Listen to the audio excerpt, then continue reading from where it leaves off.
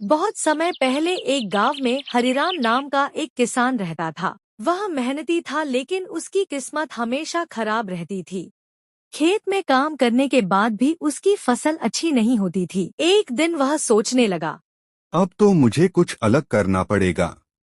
वह शहर से एक बकरी खरीद लाया, बड़ी सुंदर और चंचल।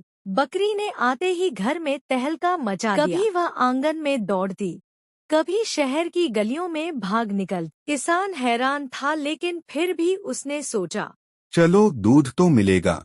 गांव के बच्चे उसके पीछे भागते जैसे कोई खेल चल रहा हो। कभी वह कपड़े की दुकान में घुस जाती, कभी सब्जियों के ठेले पर चढ़ जाती। शहर के लोग हंसते और कहते, यह बकरी नहीं, पूरी रानी है। लेकिन हरिराम के लिए यह सब आसान नहीं था।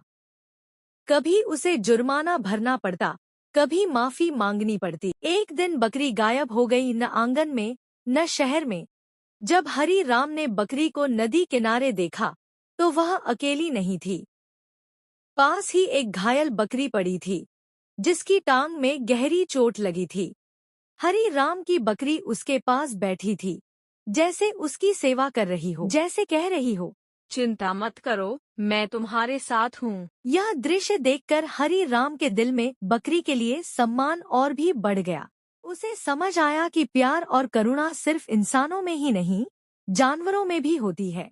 हरी राम दोनों को अपने घर ले आया। उसने घायल बकरी का इलाज करवाया और समय पर दवा दी। एक रात जब सब सो रहे थे, कुछ चोर गांव में घुस आए।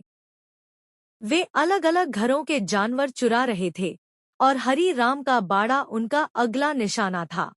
जैसे ही वे हरी राम के दरवाजे के पास पहुंचे, बकरी ने जोर जोर से मिमियाना शुरू कर दिया। चोर आ गए, चोर आ गए, चोर आ गए। हरी राम तुरंत जाग गया। पड़ोसियों ने भी शोर सुना और सभी बाहर निकल आए। चोर डर गए और भाग गए। उस दिन के बाद हरी राम की बकरी सिर्फ एक पालतू जानवर नहीं रही, वह गांव की रक्षक बन गई। यह सिर्फ चारा नहीं खाती, बल्कि गांव की रखवाली भी करती है और बुजुर्ग उसकी समझदारी की मिसालें देते। गांव के बच्चे उसे सिपाही बकरी कहते। हरी राम अक्सर प्यार से उसके सिर पर हाथ फेरते और कहते, अगर हम जानवरों को अपनाएं तो वे जान देकर भी हमारा साथ निभाते हैं। बकरी मिमियाती जैसे वह सब कुछ समझ रही हो। वह गांव की रक्षक बन गई